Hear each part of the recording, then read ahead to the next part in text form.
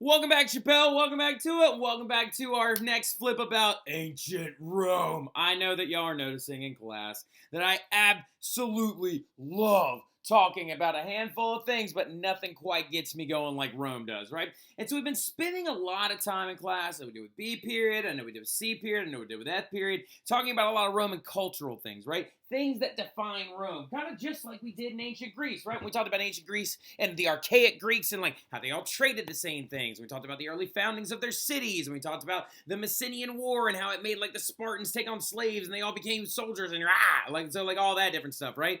Well, the thing about it is we have been talking about a lot of stuff that's going on in one of just 3 of the time periods of ancient Rome, right? So getting back into where we left off in class, there are only 3 time periods in ancient Rome, right? And the big ones are the kingdom, the republic, the empire, right? Now, the one that you probably know best, if you've ever studied Roman history whatsoever, is the end of the republic and the beginning of the empire, right? Most movies that are talked about in ancient, or like that are set in ancient Rome, are based in the end of the republic or the beginning of the empire, right? A lot of famous films have been made about this. A lot of different stories and books and novels and things like that were based at the end of the republic, beginning of the empire, or like during the empire period, right? Well, we've been talking a ton about stuff that went on during the kingdom period, right? This is what Rome would grow to be during the empire period. That's what most people know of very well. How Roman language eked into English and Spanish and French, and how the barbarians came into contact with the ancient Romans, and how the Romans would go off and take over everything. And we spent a lot of time talking about little cultural things like that today in class, right? We started talking about like the Romans being sacked by the Gauls and stuff like that.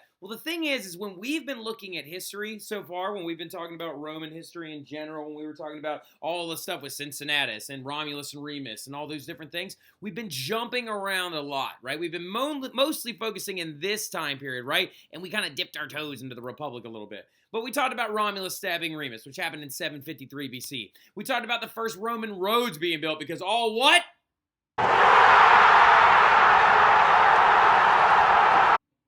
Roads lead to Rome. That's exactly right, B period. I know y'all know what you're talking about, right? Now, the first Roman roads being built in 319 BC, right? Even though, ironically enough, not all roads actually led to Rome, but we like to say all roads led to Rome because all the roads lead to Rome. Now, the big thing about, though, also the Cincinnatus dictatorship happened in the very early part of the Republic period. Those first roads were being built in the Republic period. We've got the Gauls sacking Rome in the Republic period and stuff like that. But we had to talk about all that stuff up front. We had to talk a little bit about the 7 kings of ancient Rome, and we'll jump around on this timeline a lot, right? We will always make references back to the kingdom period, to the cultural foundings of Rome. And we had to talk about all these different little things to give you an instance and an understanding of what Rome is like culturally, that they bring in dictators when they go to war, that they do this, that they do that, right? Like, so just to give you a really, really big, in-depth understanding of the cultural values of ancient Rome, right?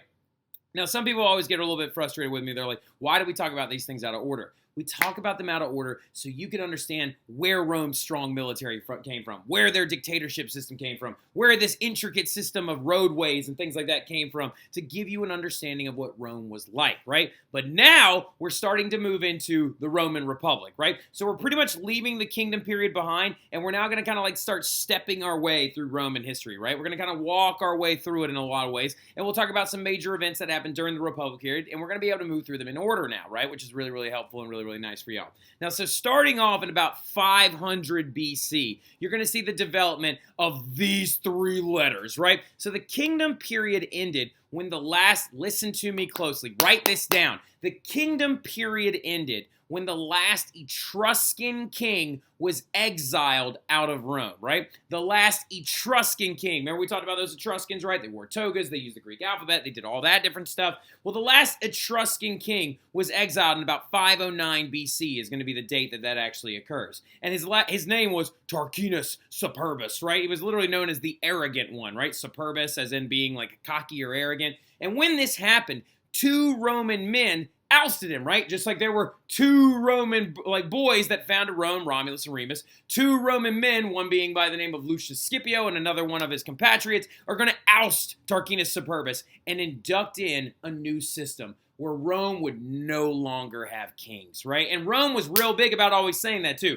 Rome doesn't have kings. Rome doesn't have kings. Rome is considered like it is illegal to have a king in Rome. Do we like kings in Rome? No, we don't like kings in Rome. And that led to the adoption of their new government system, a rulership by the people, right? And these 4 letters define that new government and the new system of Rome ever since they ousted that last king in 509 BC, right? And those 4 letters are S, P, Q, R, and that was on every banner that they ever had. It was on every single thing that they ever marched into battle with, right? Remember after we talked about the Romans being sacked by the Gauls and stuff like that? So literally, if you saw a Rome military banner, if you ever saw the Romans coming after they organized their army into the legion system and stuff like that, like literally, look, it literally says SPQR, SPQR. It's all over, all there, different stuff. These 4 letters defined Rome as they got away from the kings, and it's literally everywhere. This is a picture I took while I was in Rome, right? It's literally such a prominent thing that it's on their sewer grates, right? Like that's a manhole cover in Rome,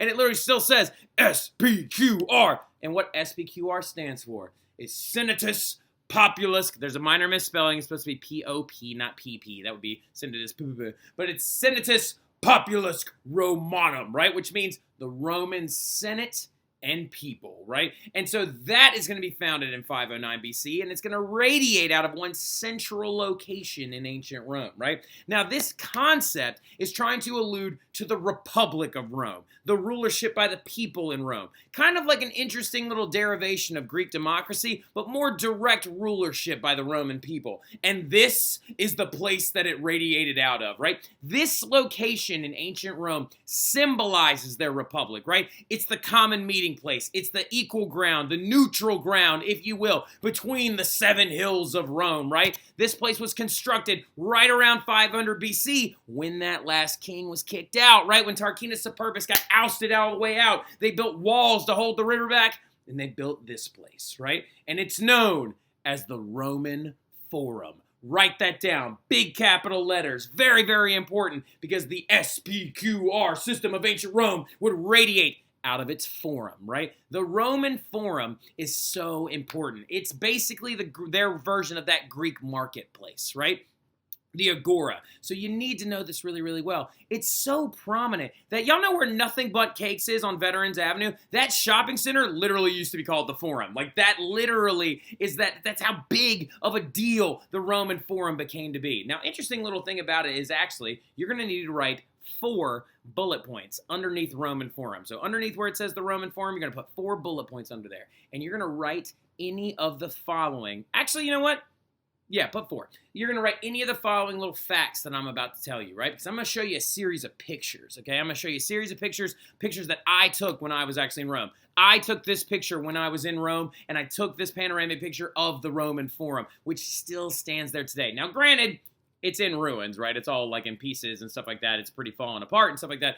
But it's still a majorly important place, right? And it's still a place where so many historians love to go. When I went there, I got teared up. I was just like mind blown by the fact that I was standing in it, and I have actually been to the Roman Forum, and the Roman Forum is so important, right? So first and foremost, you can write down any 4 facts that I'm about to tell you, any 4 facts that you might want to use in a fill-in-the-blank section on your test. Now, what the Roman Forum started out as, actually, interestingly enough, is 2 things. 1, a place to graze cattle, and 2, a graveyard and a trash pit, right? So literally, at the earliest foundings, when Romulus stabs Remus and Rome is being founded, the Romans used this area as a place to dump their trash and also to bury dead bodies, right? Like so, and also to graze some cattle and stuff. Mainly due to the fact that the Tiber River would flood occasionally, and this area would also catch some flood waters, and it was kind of a squishy, marshy, kind of gross thing that actually harbored a lot of mosquitoes and stuff like that, right? Interesting thing is that we found like Roman grave sites, that we've actually found one of the oldest bodies that we've ever found from ancient Rome. One of the oldest archaeological human remains was a little girl that had actually died before the Republic was ever even established, and they found her and she had jewelry on and stuff like that, and she died when she was very, very young. But she was right near trash pits of like old huts and stuff like that that had been crunched down and things like that, and then also like showed like signs of other little like things that had been cast out into these heaps, right?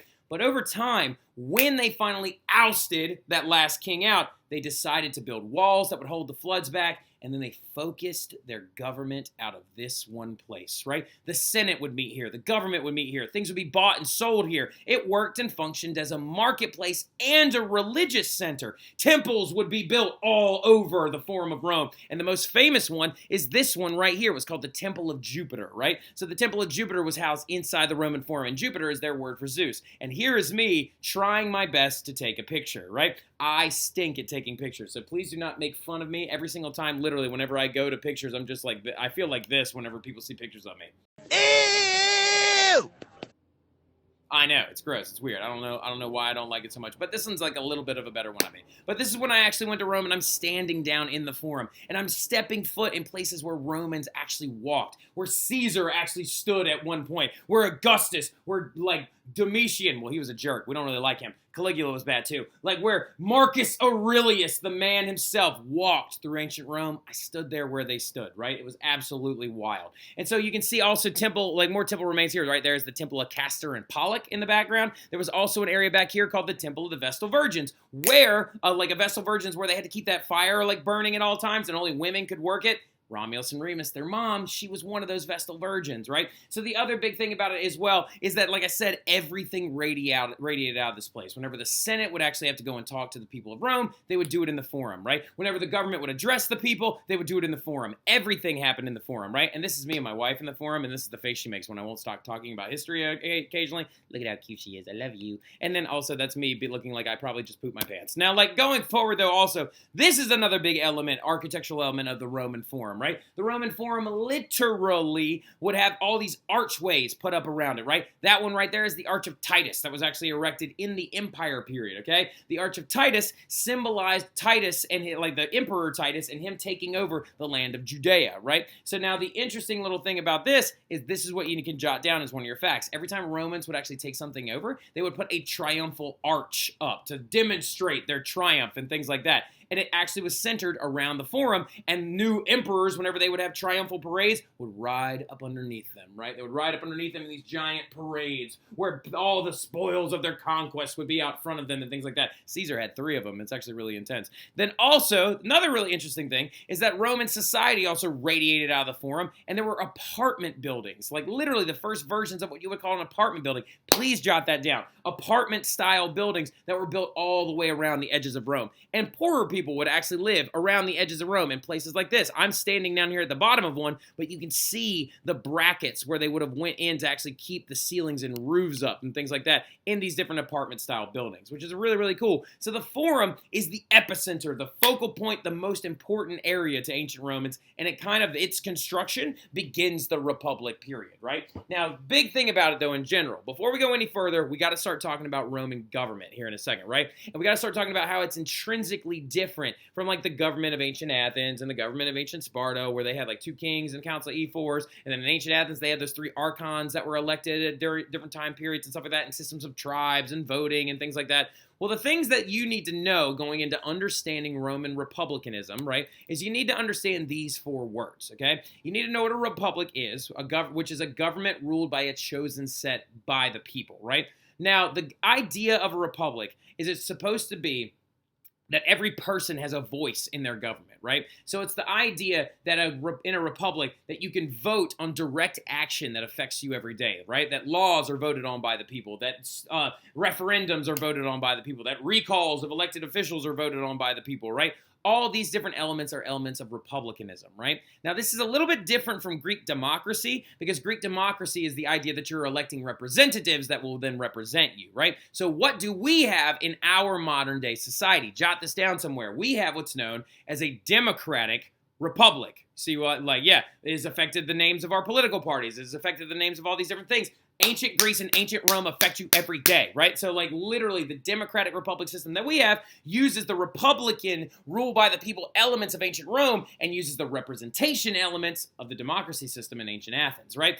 So those 2, that is a very important concept to understand. Now the 2 men that were elected every single year to rule over the republic and guide it in the right direction were known as consuls, right? Now interesting little facet about this, right? 2 men founded Rome, and 2 men ousted the last king, and we have 2 consuls, right? Consuls were these two chief officials that were chosen by the Senate of Rome that would help rule over the entire system. They could veto one another and stuff like that, and they worked as a check and balance system. They wanted to make sure that no Roman official could actually rule over anyone for too long, okay? Now, the interesting little facet about this as well is jot down how long they would rule for. Consuls would only rule for 1 year. And Romans, early on in the Republic period, never called their years by dates or numbers. Like, for example, we think it's 2022 right now. Romans actually, for a long time, called every single one of their years the names of the two consuls that actually led over the city of Rome. They also, every single year, would take a nail and like bang it into the door of the Temple of Jupiter. That ruin that I showed you, there was a huge wooden door on it. They'd go like, all right, one more nail for 1 more year, king, king, king, king, king.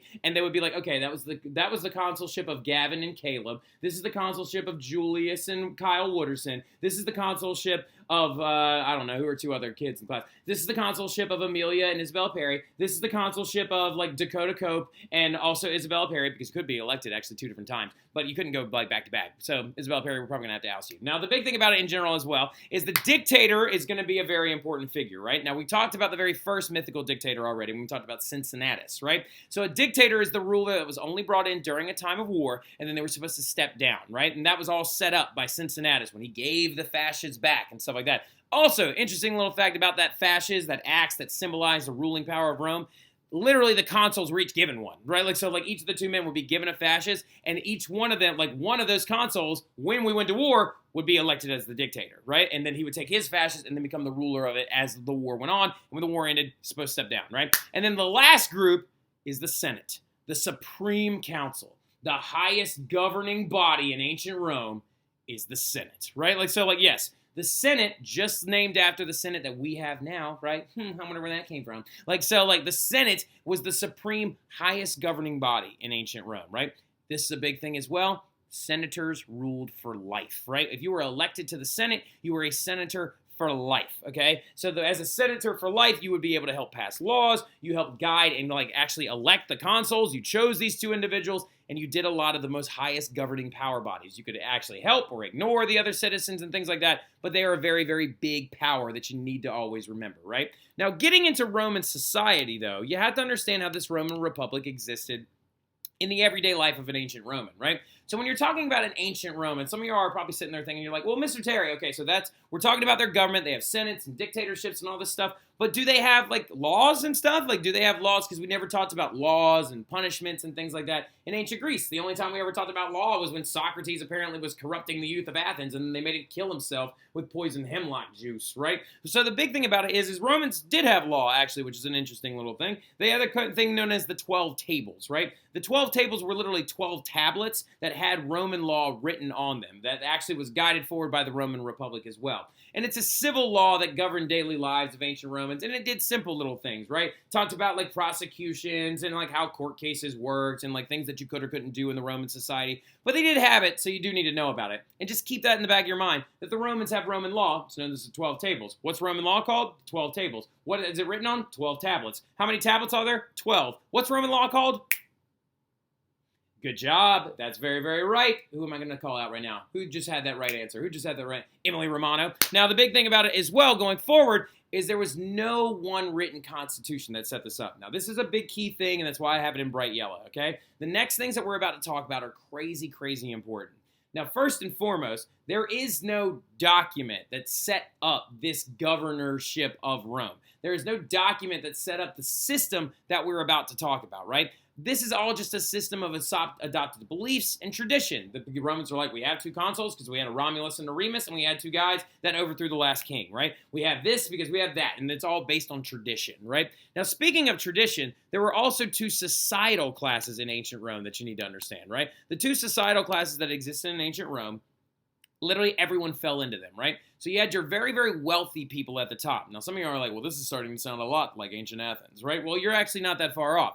The society class up at the very, very top were these people known as Patricians, right? Kind of like that aristocracy setup. Kind of like that setup where it was like all these ancient Athenians had a lot of money, a lot of wealth, a lot of power, right? Well, the thing about it is that the Patricians that existed at the very, very top of the ancient Roman society are very, very important when we're talking about the construction of Roman government, okay? That the wealthy landowning ruling class. They led the military in the time of war, so whenever they went to war, they were the officers that were in charge of everything, sitting in the back, not actually even fighting, right? They worked inside the Senate, which is a big thing. They could be elected as senators and would rule for life, and they were the only ones who actually knew what the 12 tables said or could transcribe any of it because they actually knew how to read and write Latin, right? And this right here is a picture of some patricians at a party, and as you can see, they're fabulously wealthy, right? They eat laying down, they eat very, very large meals every single night, they commune together, they listen to music, they're very, very fancy, they own most of the wealth of ancient Rome, right? But then, you got everybody else, right? If you're not a patrician, which chances are you wouldn't be, because about 98% of people fell into this class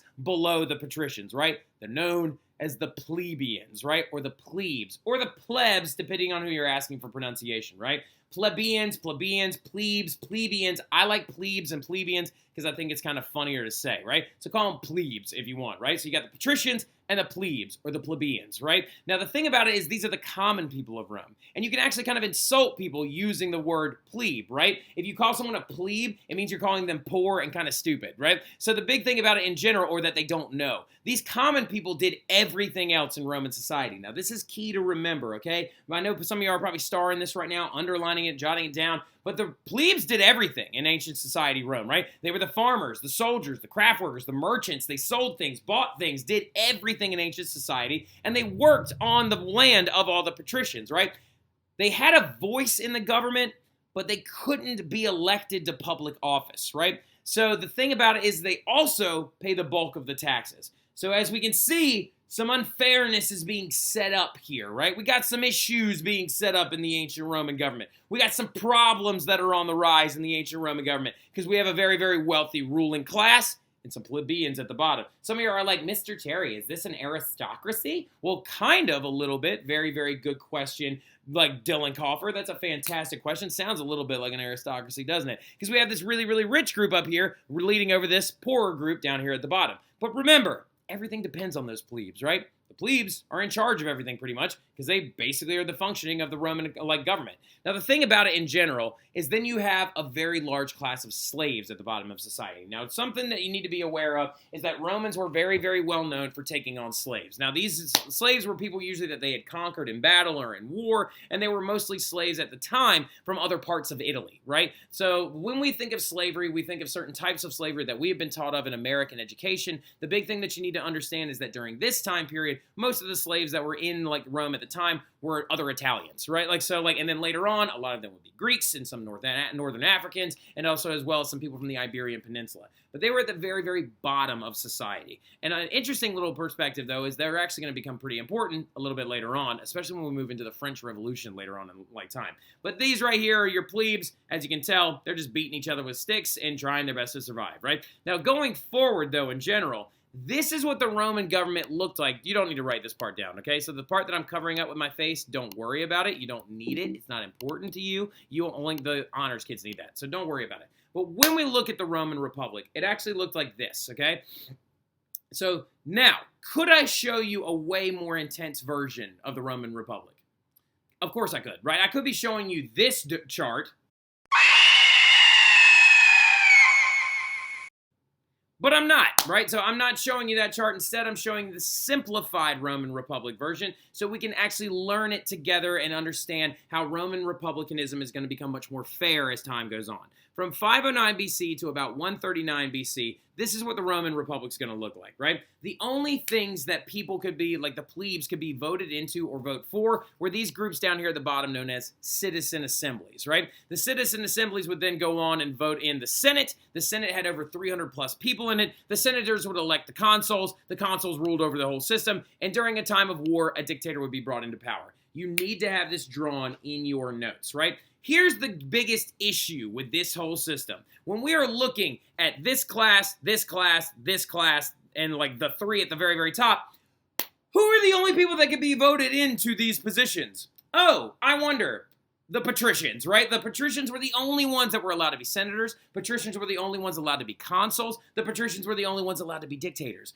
This was a really screwed up system, and the plebes are going to get really upset with it very early on in the Roman Republic because they were only elected to the citizen assembly place at the bottom, which means that they could only vote for senators after they had already been voted into office, right? And this is a really screwed up system because the main lawmaking office of the entirety of the Roman Republic were these citizen assemblies in the Senate. So the plebes felt like they had no voice in their government. They were like, we can only vote on one little group of our government, but we're the ones fighting. We're the ones farming. We're the ones doing all this other stuff, right? And so the patricians are like, oh, but it's okay. Don't worry. We'll give you something fun to look at. So here's something that you need to inherently understand. That system of government that we just looked at just now was very unfair, due to the fact that plebes could only be elected to one small little group at the bottom and then basically had no voice in their daily life, right? So going forward, why would the patricians do this? Why would the patricians place themselves at the very top of society? There's only 2% of them in the ancient Roman society. Why would they put themselves as senators who can rule for life and the consuls who govern over Rome? They're the only ones who know how to read and write. They're the only ones that can be dictators. They're the only ones who can be military officers. Why would they do this? Well, it's for a big reason. It's because the plebes, or the patricians, are inherently afraid of the plebes, right? The plebes, they just don't know it. All right, so like now, the patricians were afraid of the plebes because think about it this way. If the patricians are only 2% of society, they own most of the land, they're forcing the plebes to fight in wars and farm all the goods and do all this different stuff, they could be afraid of them because if all the plebes decided to pick up sharp sticks and riot, like the patricians are done for, right? They're done for. You're never going to stop this giant mob of poor people if they decide to destroy you.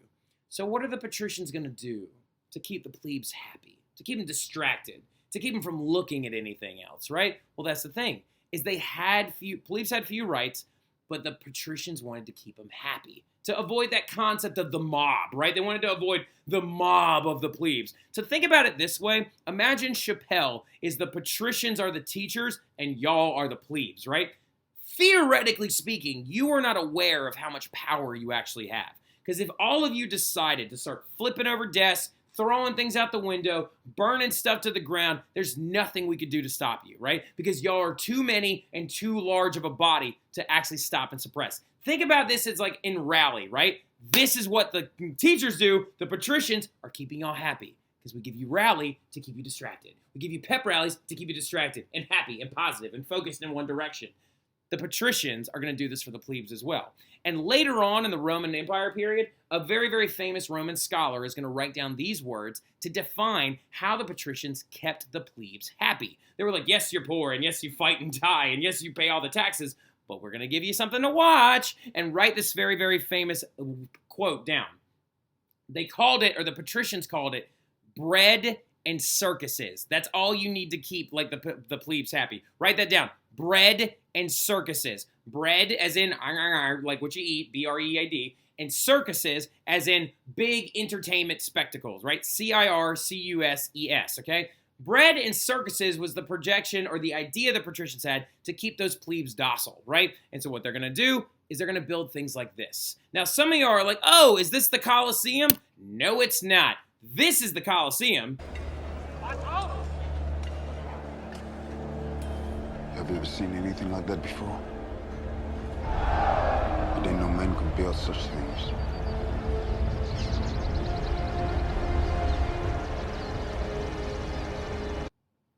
Exactly. That's that really, really large arena that was used for gladiator fights and big spectacles and stuff like that. Now, granted, that was a part of that bread and circuses concept, but the Colosseum wasn't built until like 100 AD or 80 AD, give or take, okay? So much, much later on. This is the first circus that was actually built, and it literally is called the Circus Maximus, right? The Circus Maximus was this giant chariot racing track. Go ahead and jot that down. Circus Maximus, chariot racing track.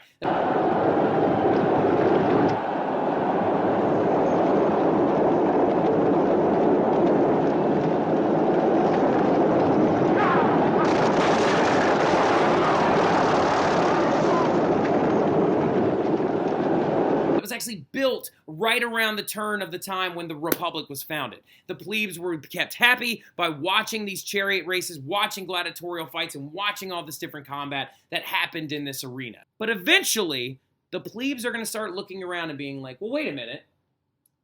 This bread is great, and this game is great, but I still am starting to notice that society's not really quite fair, right? Well, what's going to happen is that the struggle of the orders is going to start up. And we're going to stop right there, and we're going to pick up right here in class, and we're going to talk about how the plebes are going to get their just rights, and they're going to get more involvement in their government, making Rome a true republic, right? And we'll talk about that when I see y'all in class. Y'all have a good one.